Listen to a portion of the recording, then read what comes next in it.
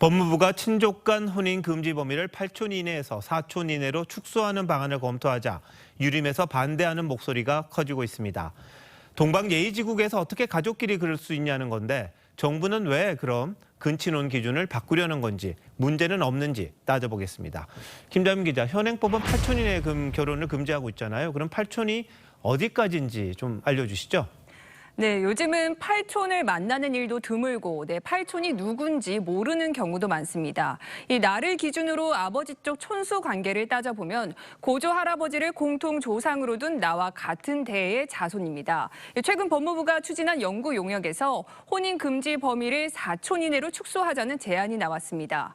이렇게 되면 6촌 관계인 작은 할아버지의 손주와도 흔히 당숙으로 부르는 5촌 관계인 아버지의 사촌 형제와도 결혼이 가능해집니다. 정부는 그럼 왜 갑자기 근친혼 허용 범위를 바꾸려는 겁니까? 네, 재작년 헌법재판소 판결 때문입니다. 민법 809조 1항은 8촌 이내의 혼인을 금지하고 있고 815조 2항에선 이러한 혼인을 무효로 하고 있습니다. 헌재는 재작년 809조 1항에 대해서 합헌 결정을 내렸지만 815조 2항은 가족 해체를 막겠다는 본래 취지와 맞지 않다며 헌법 불합치로 판단했습니다. 따라서 올해 연말까지 법을 개정해야 합니다. 그래도 한국은 유교적 뿌리가 좀 깊지 않습니까? 5촌, 6촌 간 결혼을 허용한다. 좀 안 맞는 것 같은데요. 네, 이 법무부 연구 용역 보고서를 보면요. 요즘은 5촌 이상 친족 교류가 적어 결혼을 허용해도 혼란이 크지 않다고 설명하고 있습니다. 즉 전통적인 가족의 개념이 바뀌고 있다는 겁니다.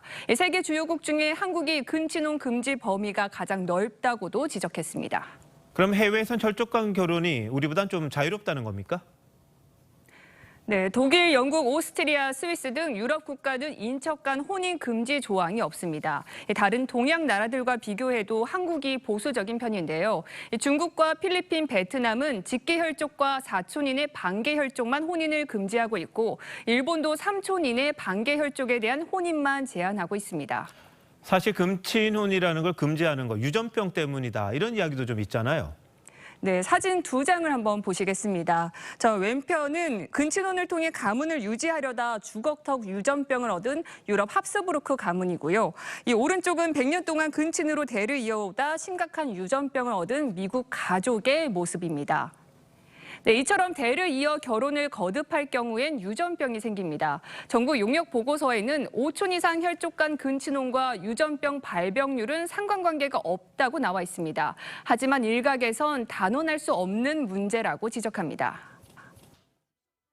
5천 정도 넘어가면 근연도가 많이 떨어지는 건 사실이거든요. 그래도 이렇게 단언할 수는 없어요. 외국에서도 제네틱 카운셀링이라는 걸 하거든요. 가까운 친족끼리 혼인을 하게 되면은 유전병의 가능성 같은 것들을 미리 좀 확인을 하고. 시대 변화를 외면할 수는 없겠습니다만 우리나라의 전통적인 예와 충돌하다 보니까 좀 신중하게 접근해야 한다. 이런 지적이 있을 수밖에 없네요. 김자민 기자, 잘 들었습니다.